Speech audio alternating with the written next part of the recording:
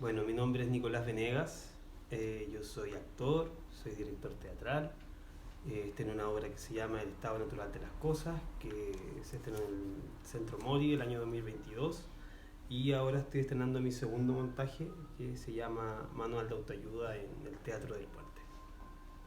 Hola Nicolás, ¿qué tal? ¿Cómo estás? Bien. Bienvenido a Somos Tramadol. Gracias por este espacio para conversar y reflexionar sobre tus procesos creativos y, y quiero partir preguntándote por el colectivo Teatro Infausto. Sí. Eh, ¿Cómo surge el colectivo Uh-huh. y quiénes lo integran? Ya, bueno, la compañía surge en el año 2019. ¿Ya? Eh, Parte por la adjudicación de un fondo regional. Ahí en esa época estaba Arte Escénica dentro del fondo regional todavía. Entonces nos adjudicamos, yo tenía como hartas labores también en Rancagua porque tenía residencia allá. Entonces postulé un fondo allá y nos adjudicamos un fondo para hacer una primera obra que se llama Quiero entregarte mi corazón, que la hicimos de manera regional, estuvimos en el Teatro Regional de Rancagua, en varios teatros ahí como de la comuna. Y bueno, ahí parte la compañía, parte con la Macarena Fuentes, que ahora también después sigue trabajando conmigo. Y básicamente creo que la compañía soy yo, como que va variando como con personas que van entrando y van saliendo, que van acompañándome en el proceso creativo que yo les voy proponiendo, Entiendo. ¿no? Ahora entró la María Figueroa, está el Andrés Abrigo que hace el audiovisual, que también estuvo antes en el estado natural. Pero tenemos como un circuito de personas que vamos ahí contactando según el proyecto que va apareciendo, según la naturaleza de ese proyecto. Y los vas invitando en el fondo, Los voy invitando. de acuerdo a eso del proyecto. Exacto, de acuerdo a la naturaleza del proyecto que tenemos en curso. Ya entiendo. Y hablemos sobre tus primeros trabajos. Uh-huh. Bueno, quisiera partir preguntándote por Quiero entregarte mi corazón. Sí. Esa es una obra de tu autoría. De mi autoría. Claro. Sí. Entonces, cuéntame cómo surgió ese trabajo y cuál fue la premisa principal que abordaste en el proceso dramatúrgico de esa obra. Esa obra parte en base a una historia real de una chica de Talca que se obsesiona con la cantante Denise Rosenthal. ¿Ya? Entonces empezamos bueno, yo como que me obsesioné también a la vez un poco con ese caso y empecé como a indagar más que nada como en cómo se articula como la hegemonía de las redes sociales y todo en términos de imaginario, en términos estéticos, en términos de imagen,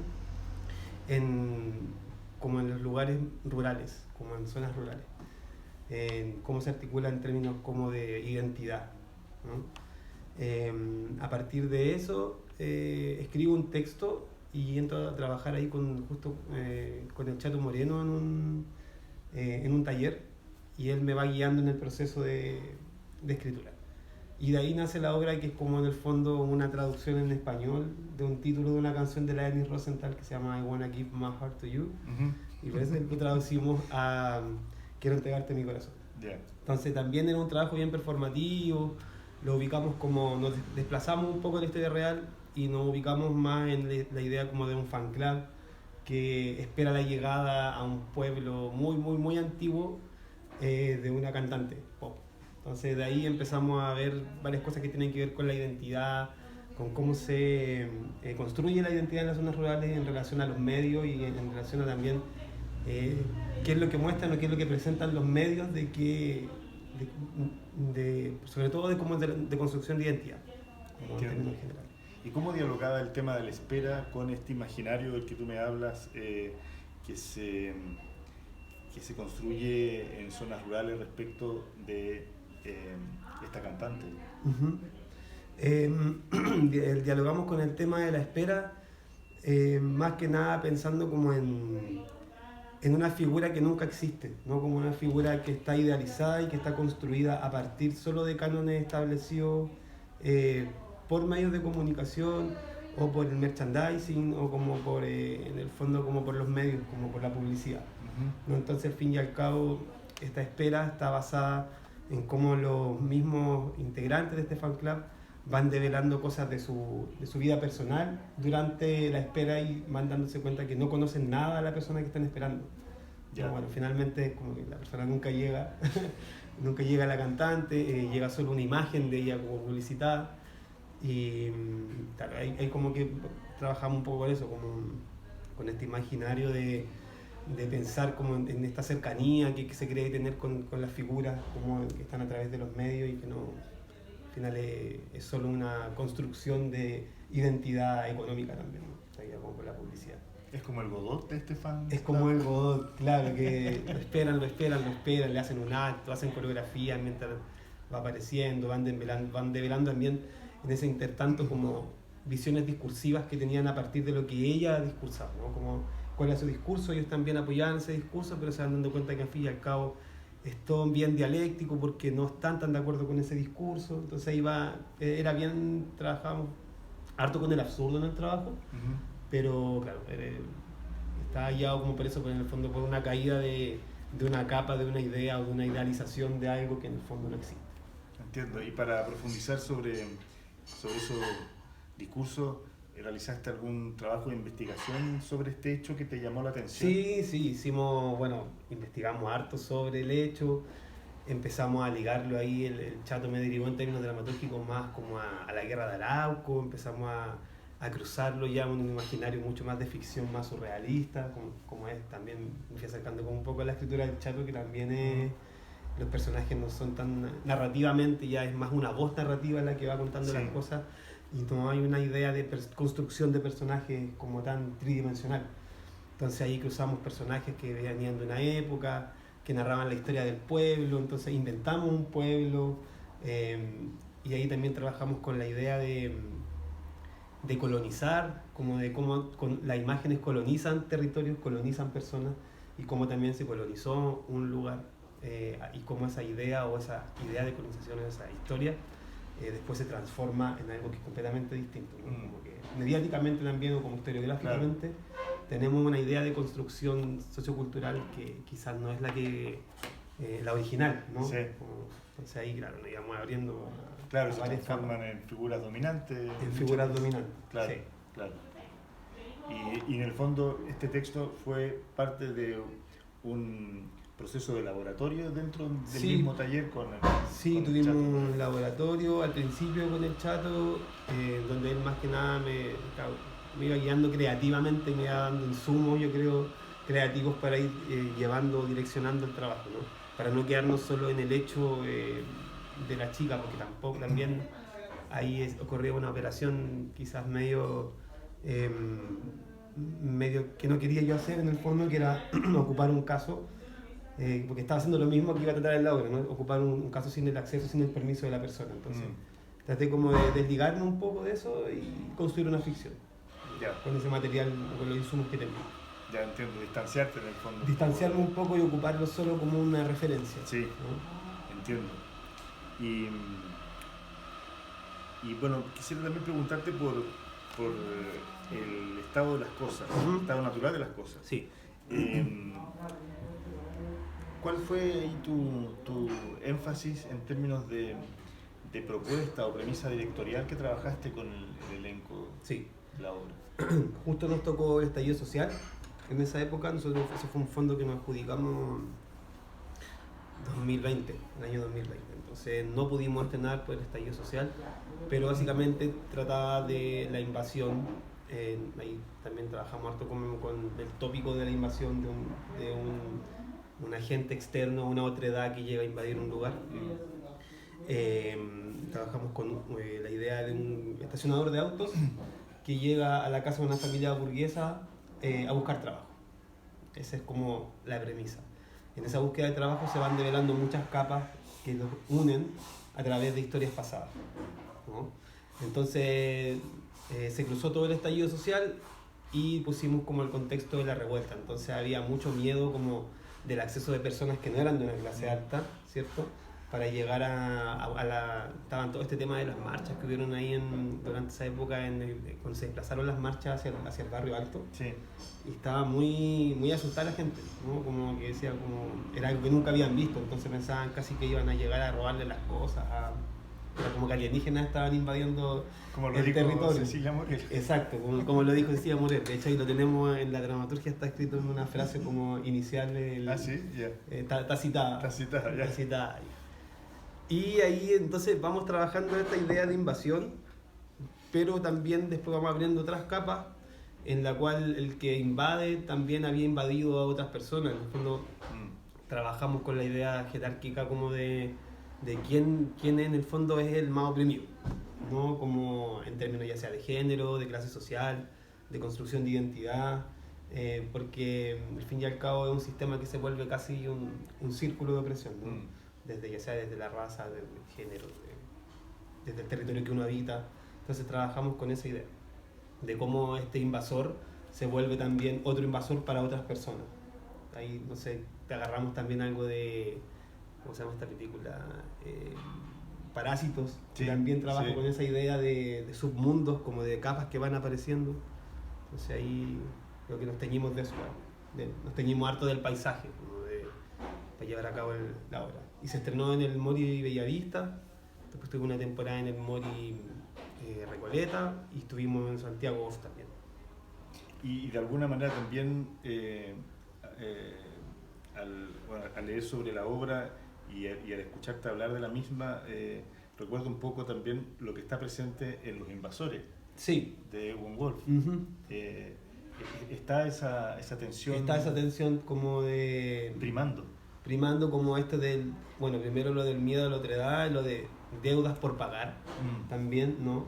Como sí. de algo de ajusticiamiento, como por la historia, como por los contextos, como en el fondo como por la dignidad, ¿no? Como eso, pero a través ya de hechos más puntuales que tienen que ver con venganza, qué sé yo, pero que tienen un origen en cómo la identidad de una persona se forjó en relación a lo que hicieron sus antepasados, sus padres, y como también eso devela o construye capas socioculturales y de clases, como se han ido construyendo las clases, y por defecto unos hemos sido más beneficiados que otros, y así sucesivamente. ¿Y qué puso en ti la escritura de esta obra? Yo creo que principalmente estaba como ahí también con cargado de muchas cosas rabiosas como por todo el contexto que uno tenía. Yo vengo también soy de una población, soy de Peñalolén, de San Luis de Macul, entonces también creo que eso también me hizo tener el contexto bien claro como hacia dónde se dirigía y por sobre todo creo que el hecho más puntual fue los discursos o las declaraciones del Barrio Alto con respecto al desplazamiento de las protestas y esta invisibilización que hay de la pobreza, ¿no? Como que en el fondo la gente decía, o en los medios también se decía mucho, periodistas, como que pensaban que había desigualdad pero no sabían que era tanto. Entonces se abre como que hay una capa de un velo hegemónico, con ese, pero hablar como del velo hegemónico, ¿no? Como de que pareciera que las cosas funcionan de una forma, pero finalmente no funcionan así. O sea, ahí se abre todo un paradigma nuevo. Entonces eso creo como que también me hizo llevar a construir la dramaturgia como función. Y en términos del proceso creativo del montaje en sí, ¿cuáles fueron las etapas que fueron parte de ese trayecto y qué privilegiaste en términos del mismo? Fue bien extenso. ¿Ya? Porque primero partimos con el Fondar, tuvimos 2 ensayos y nos tuvimos que guardar por la pandemia. Entonces no pudimos seguir. También estuvo el estallido social de por medio. Entonces hicimos una versión digital de la obra primero, y que se pasó por Matucana 100, la grabamos, después tuvimos ahí un cambio de elenco porque otros compañeros ya se fueron a otros trabajos, cosas que iban pasando porque nos demoramos en estrenar 2 años, estrenamos en 2022 recién, claro, 2 años. Y en todo ese proceso, claro, tuvimos varios cambios y teníamos que parar de pronto de ensayar 2 meses, retomábamos, fue bien agotador. y en agotador. Teníamos una responsabilidad aparte ahí como con el ministerio porque había que rendir ese fondo. Claro. Entonces, por un lado fue bien agotador, pero por el otro también fue bien intenso. Y nos cargamos harto como del contexto. Y la dramaturgia no estaba completa, entonces íbamos escribiendo a medida que iba avanzando, ¿no? Ya. Y en el fondo esos avances también surgieron a partir de lo que descubrían como equipo Sí. durante los ensayos. Exacto, Ya. que es lo que íbamos descubriendo. Yo Ya. llevaba avances y ahí con los chicos conversábamos más o menos de la dramaturgia, que si les parecía o no también, fue como bien colectivo. Yo iba llevando avances y íbamos opinando a partir de cómo creíamos que los personajes debían avanzar en sus objetivos. Era como una dramaturgia media individual pero colectiva a la vez porque íbamos Ya. conversando. Y también nos teníamos ahí de lo que estaba pasando. Como, Claro. sí. Y metodológicamente tú planteabas una circunstancia específica, una circunstancia dada, Sí. y luego ellos De ahí, improvisaban.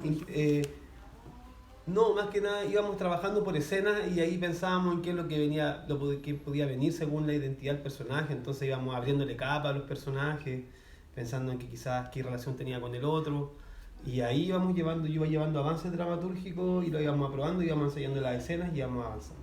Ya, Así fue como metodológicamente como trabajamos. perfecto. ¿Y la experiencia online qué tal fue?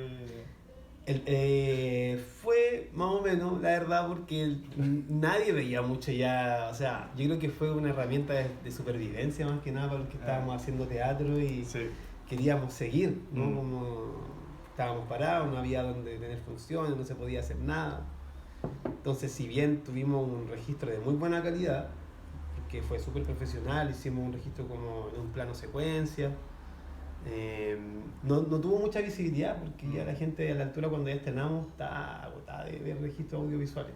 Claro. Como ya quería ver teatro, de verdad, como ya entrar a la sala. Sí, de manera presencial. Sí. Sí. A pesar de eso, el registro quedó bien bueno, está todavía ahí en algún lugar entre los archivos.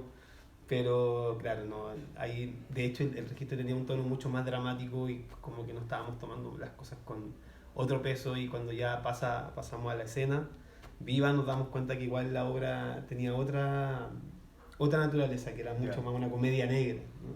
Entonces ahí también fue bueno porque nos fuimos dando cuenta ya de cuánto al lenguaje que realmente requería el texto, que yo mismo había escrito, pero que también va agarrando vida propia después Claro.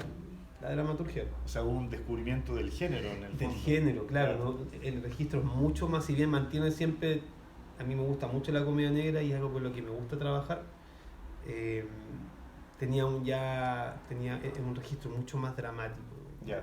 Pero de ahí eso ya cambió en escena ya y nos fuimos por la comedia negra, pero así ya de una. Ya. Como, sí. Más desatada. Más desatada, sí, mucho más desatada.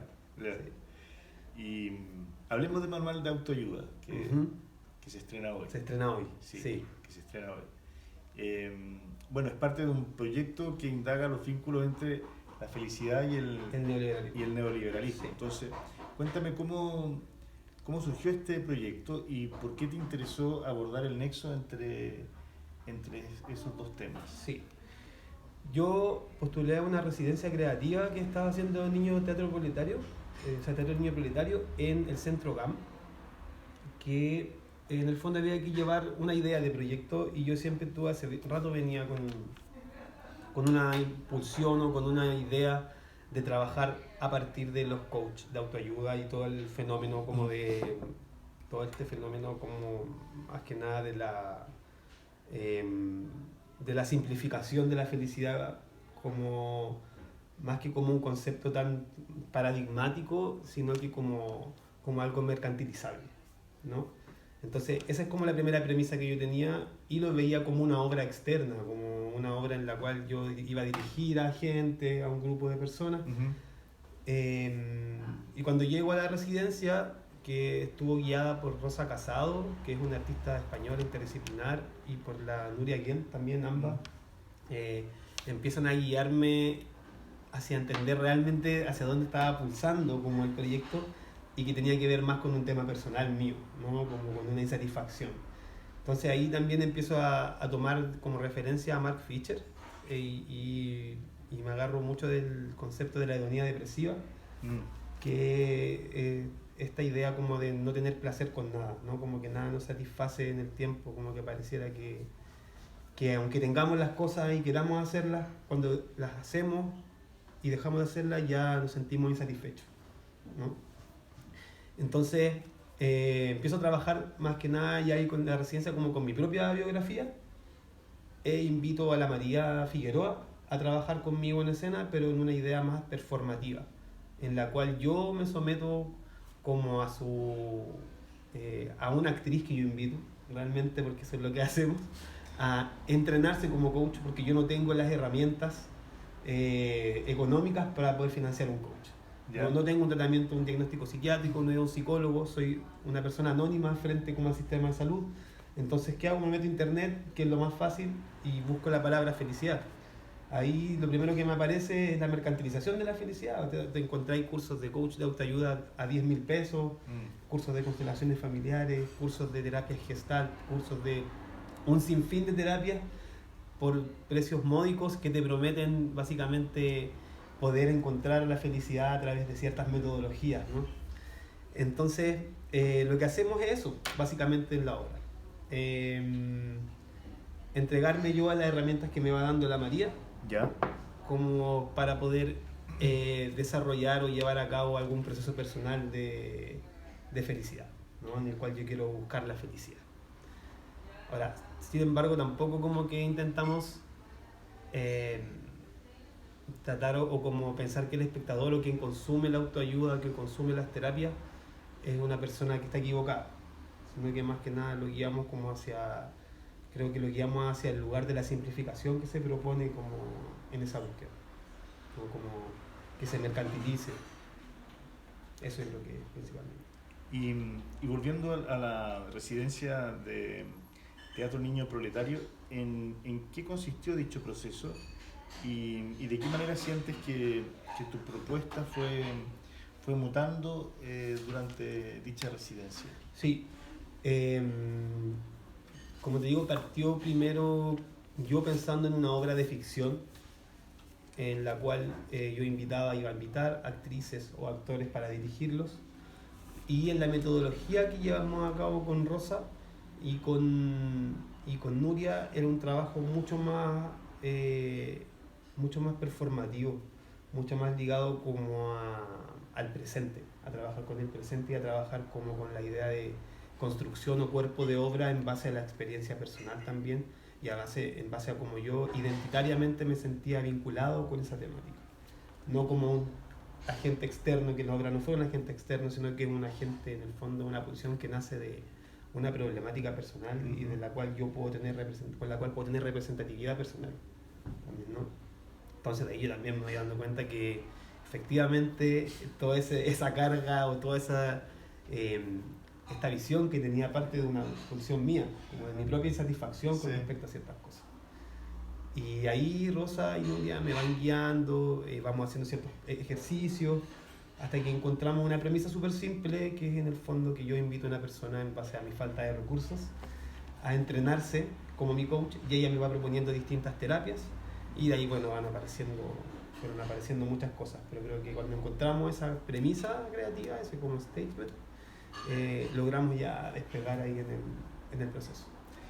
Apareció la obra, en el fondo. Entiendo, y siendo así, en el fondo, en virtud de esa mutación que hubo, ¿cierto? Que pasaste de una idea primigenia de eventual ficción claro. A un trabajo en el que tú estabas más involucrado. ¿Qué sientes tú que aprendiste como artista en ese proceso de ti mismo para abordando en el fondo este trabajo? Creo que aprendí mucho a entender la obra de arte ya desde como un fenómeno más sociocultural, pero que nace de una pulsión personal. Y por sobre todo también lo que estuvo muy bueno es alejarnos de las dinámicas que tenemos acá, que hemos aprendido nosotros de trabajo para construcción de obras, que estamos acostumbrados a escribir obras para fondar, ¿no? Entonces ya, como bien decía el Pancho Medina, que siempre lo ha remarcado antes, siempre hacemos un afiche, tenemos que inventar el afiche, tenemos que ya casi que tener la obra lista y ni siquiera ha existido, o sea, no hemos pasado por la experiencia. Entonces, la posibilidad que me dio la residencia y lo que aprendí ahí yo, creo fue en el fondo como entender la obra como algo más pragmático, como el trabajo creativo como algo más pragmático y personal. Y que claro, ahí ya entra como la idea, o creo que se establece, o a entender la idea más establecida de que lo personal también es político. Y creo que, claro, creo que eso fue como lo que más me llevo de ese proceso, y que también me hizo arriesgarme. Era mucho de correr riesgo, porque también es develarse uno como creador, como artista, y también como con esa idea desnudarse en términos emocionales para la construcción de una obra. También lo que te compromete mucho más como cuerpo, como performer. ¿Y qué sientes que develaste ahí en ese proceso? Muchas cosas. Fue como una terapia que hice también ahí de autoconocimiento, pero como de entender, claro, que quizás tenía que ver con cosas mías, de mi propia identidad, de mi incredulidad, ¿cómo es la palabra? Incredulidad. Incredulidad. Incredulidad, eso, se me fue. Con mi propia incredulidad de las cosas, y cómo eso yo lo vinculaba a una cosa más tridimensional. Creo que eso fue como lo principal. Eso fue lo principal. Sí. Entiendo. Y leí que lo que intentan levantar en la obra tiene relación con, cierto, esto que me decías también hace un momento, con cierto hedonismo presente en la sociedad actual. Sí. Y en cómo, y esto lo cito de una frase tuya que está en el comunicado que me envió Sol, en cómo hemos confundido la búsqueda del placer con el concepto de felicidad. Entonces quisiera preguntarte, ¿de qué manera, sin ánimo de adelantar nada, porque la obra se estrena hoy, eso se trasunta escénicamente en esta experiencia performativa? Sí, yo creo que principalmente porque nadie entiende en términos concretos lo que es la felicidad como un fenómeno o como un paradigma, ¿no? Hay un texto que estaba leyendo igual de la Sara Ahmed que habla de eso, habla como que en el fondo el anhelo de la felicidad se anhela per se, ¿no? Como por la idea de la búsqueda, más de entender realmente qué es lo que es la felicidad. Entonces finalmente nunca se obtiene la felicidad, sino que el anhelo está en anhelarla. Es como bien dialéctico lo que cita, pero creo que eso es lo que creo que ahí voy con esa sentencia, que al fin y al cabo ahí también hay diferencias entre el deseo y entre el placer, qué es lo que realmente se desea como para obtener ciertas cosas, y por qué, ¿no? Y por qué la felicidad está ligada actualmente más que nada al buen vivir, y el buen vivir tiene que ver con la economía. Entonces la felicidad en términos de medición, como para nosotras, tiene un vínculo inherente con lo neoliberal. Entonces creo que de ahí nace esta premisa que planteamos, la idea que está ahí en el comunicado, que es que hay una cierta confusión con la idea de felicidad y la idea de la búsqueda del placer. Son cosas que están ahí, creo, como en tensión. Y que se traslapan en una expresión de goce un poco. Sí, claro, porque el goce sí produce felicidad, pero la felicidad también no es algo que sea en el fondo que se manifieste de manera constante. Son momentos, al parecer, pero que tampoco son muy o sea, es muy difícil en el fondo una experiencia estética, no sé, muy difícil de describirlo como fenómeno, ¿no? Claro. ¿Y habría a tu juicio ahí una falta de trascendencia al respecto? Yo no sé si sería falta de trascendencia, no sabría la verdad. Creo que es una pregunta que me hago también, que dejo abierta. Creo que más me lo pregunto como en términos de la vida en general, en términos ya más políticos o socioculturales, Porque, por ejemplo, el otro día estuvimos leyendo igual un artículo de la ONU que declara la felicidad como la búsqueda de la felicidad como un objetivo fundamental humano. Pero tampoco se hace cargo de qué es la felicidad o de un derecho a la felicidad, ¿no? Es muy tácito, como que no se puede palmar. Sí. ¿Sí? Eso me pasa. Entonces, como que ahí que dejo esa pregunta abierta. No tengo una respuesta para eso. Sí, entiendo. Y pareciera ser, sin haber visto la obra aún hoy día, Sí. Que lo que subyace en la propuesta, por lo que intuyo, es una experiencia, ¿cierto?, escénica centrada en la insatisfacción permanente. Exacto. En la que estamos inmersos en nuestra sociedad. Entonces, ¿cómo se ve involucrado el espectador en esta experiencia? Porque hay algo interesante que también ustedes proponen con el trabajo. Sí, bueno, trabajamos como con la idea de conferencia un poco, ¿no? Como en la cual yo presento mi proyecto, que mi proyecto es ser más feliz. Así de simple, ¿no? Y que me voy a entregar a las posibilidades que me entrega el hipervínculo. Estoy haciendo mucho spoiler, pero va por ahí. Como que me entrega internet para poder agenciar mi felicidad pensando en esta declaración de la ONU, principalmente, o sea, que la búsqueda de la felicidad es un objetivo fundamental. Entonces, en base a eso pienso en cómo obtenerla de manera más rápida. Trabajamos con la idea de conferencia y el espectador aparece mirando esta conferencia, que a veces también entra como en terrenos más de teatralidad o más psicológicos, porque nos trasladamos como hacia lo vivencial, mío personal. Trabajamos ahí harto con las capas de representación. Entonces, el espectador entra también en algunas dinámicas que queremos realizar en vivo, como algunas constelaciones familiares, o nos agarramos de lo que podemos alcanzar a conocer según lo que nos propone Internet también, ¿no? Como lo que nos propone un curso.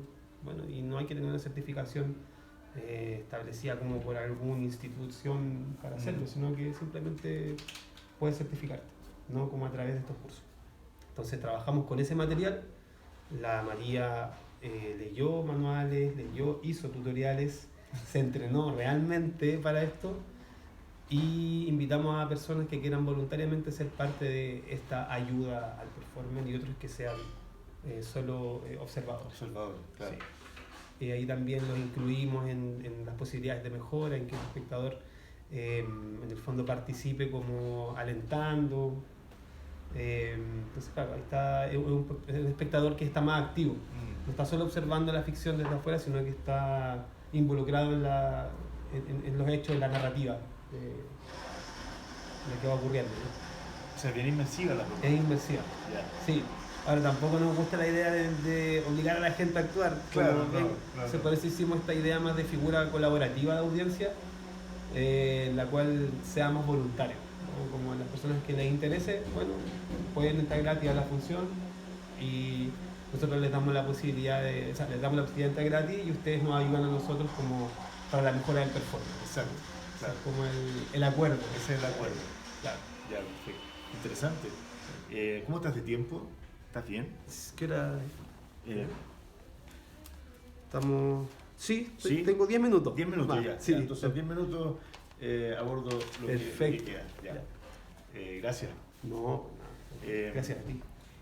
Cuéntame, ¿qué es para ti una trama y qué privilegias al momento de diseñar una, tanto a nivel literario como escénico? Tú has abordado dos roles y entiendo que en general lo que has escrito lo has montado. Entonces, sí. Desde ahí también va la pregunta. Ahí creo que he tenido un cambio. He ido aprendiendo harto en el proceso, en realidad, creo, porque inicialmente concebía la ficción como sin muchos estándares como de inmersión personal dentro de esa ficción, ¿no? Creo que ahora como que traté de como dar un vuelco más en el trabajo e incluirme yo como una figura que está observando algo, y que desde esa observación y también desde desnudar ciertas cosas personales aparece como desde lo personal hacia lo político, en el fondo. Entonces, La idea de trama que tenía quizás anterior era más ligada a una estructura narrativa, una estructura dramatúrgica más convencional, en donde sí a mí me encanta la ficción, me cautiva mucho, me gusta mucho hacer ficción, pero creo que ahora he entendido la posibilidad de hacer ficción a partir de lo personal, como más una autoficción, y que desde la autoficción aparecen también capas y aparecen posibilidades, como que es bien rizomático, posibilidades narrativas, ¿no? Como para desplegar otras opciones. Creo que desde ahí ahora he como intentado, o quiero en adelante también, metodologizar más mi trabajo. Desde la autoficción, ¿no? Desde la autoficción, no sé si dentro de los parámetros establecidos, claro, de la autoficción, pero tomándome como figura con una inquietud, y desde ahí, más que tomar otros o tomar referencias de otros, querer tener representatividad en otros o otras, que eso es algo que también me ha ido causando cierta lejanía. Siento que para mí un problema es cómo la representación se hace cargo de los problemas de otras personas, porque al fin y al cabo no se carga de nada, creo. Entonces prefiero trabajar desde una pulsión personal para ir como a la obra, o a la obra performance, como se llame, lo que va a aparecer, como a la obra de arte, concepto general. Y en el fondo la autoficción te va otorgando posibilidades de urdir a partir de tus propias experiencias. Claro, en el fondo, ¿no? Sí, sí. Claro, como instalarse quizás en algún fenómeno sociopolítico que te llame la atención, o que tenga, llevar un proceso de investigación de ese fenómeno, pero estar desde dentro también, ¿no? De ese fenómeno, como vivenciarlo, haber pasado por ahí, no solo ser una voz que quiere como representar o ser un representante de cosas. Entiendo, y en términos de trama, eso que es más propio, más personal y que estaría dentro de una microhistoria, ¿cómo sientes que lo vas amplificando a una cuestión más universal, por ejemplo? Sí, yo creo que eso va apareciendo cuando realmente se encuentra cuál es la premisa que se quiere llevar a cabo. Creo que es algo inherente que va a suceder. Es como que la obra también empieza a tomar vida propia cuando sale del cuerpo, ¿no? Como que hay una pulsión, hay una idea, hay quizás algo que está generando malestar, o que discursivamente no quiero modificar o no me gusta, que tiene que ver también como con mi forma de vida, poniéndome dentro como de este espacio. Y desde ahí creo que puede aparecer la obra de arte ya tomando vida propia cuando se encuentran como quizás el espacio necesario, el espacio en el cual queremos levantar, ya sea como con categorías de ficción, o categorías de performativa, o un trabajo más híbrido, más interdisciplinar. Entiendo. Pero siento que nace de uno, de una idea, y se toma vida propia ya cuando aparece una problemática concreta en un espacio, territorio. Y sobre la que se sustenta, ¿no? Y sobre la que se sustenta. Claro. Perfecto, entiendo.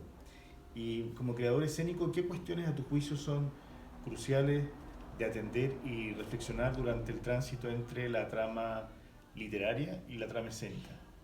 Por sobre todo ahora, que es lo que más me he estado preguntando, es la idea de representatividad, que es algo que me ha generado mucho ruido, como de representar otras voces, de dar voz, o de querer levantar proyectos que hablen de cosas a partir de otras vivencias. Todo eso me ha generado mucho ruido ahora, y creo que es algo que ahí es algo que de hecho me gustaría indagar como temática. Que bueno, ha sido bien indagado claro, por el cine, pero como también la construcción de imágenes, ya en un pensamiento como mucho más post-dramático, se ha vuelto también hegemónica, ¿no? O como ciertas personas o ciertos roles que tienen más poder creen representar o creen tener el derecho o el acceso a representar la voz de otras personas que tienen vidas menores, ¿no? Como que no están, que la vuelven protagonista, o vuelven la construcción de una ficción sin el consentimiento de esa persona, o sin saber qué es lo que hay detrás realmente en esa construcción, claro, política de esa persona, de ese individuo. Es un buen tema de investigación. Sí, eso es algo que a mí me tiene ahora muy inquieto. Yeah. Sí. ¿Y se podría reflejar eso eventualmente en un próximo proyecto? Creo que así va a ser. Espero, estoy cruzando los dedos, pero creo que así va a ser. Ya. Sí, probablemente. Ya.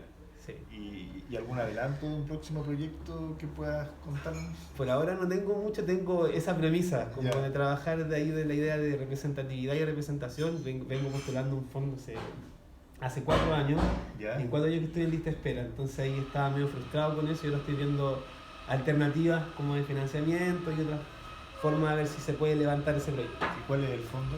Un fondo de arte escénica, Ya. sí, Ya. una obra de teatro. Ya, o ya, sea, para un sí, montaje. para Ya. un montaje. Ya. Sí, Y en el que en el fondo trasunta te asunta esa temática. esta idea de investigación. Sí, Ya, sí. entiendo.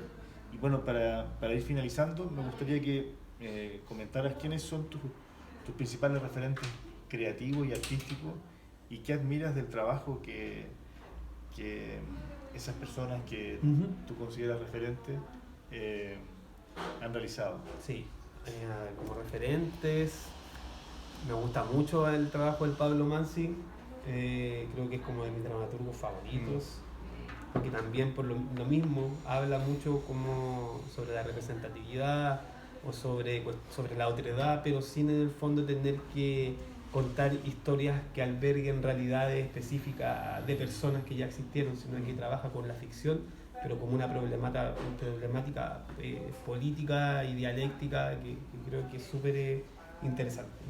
Es de mis como directores y dramaturgos favoritos.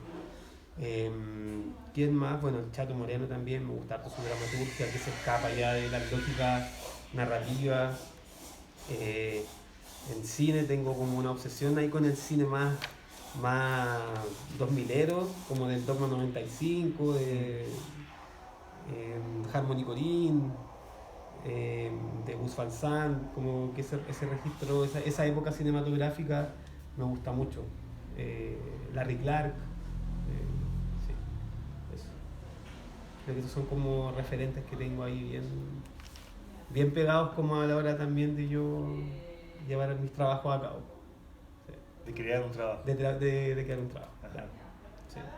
Perfecto. Bueno, Nicolás, muchas gracias por tu tiempo. Mucha mierda para hoy. Muchas gracias, ahí te veo en el estreno. Sí, hoy día voy a estar en el estreno. Perfecto. Así es que, bueno, agradecido de tu tiempo y de esta conversación que tuvimos. La mosca está Sí, pesada. la mosca, la invitada de Invitada, piedra. sí. Invitada de piedra de esta entrevista. Sí, ya, pues, muchas gracias. Gracias a ti. Nos vemos.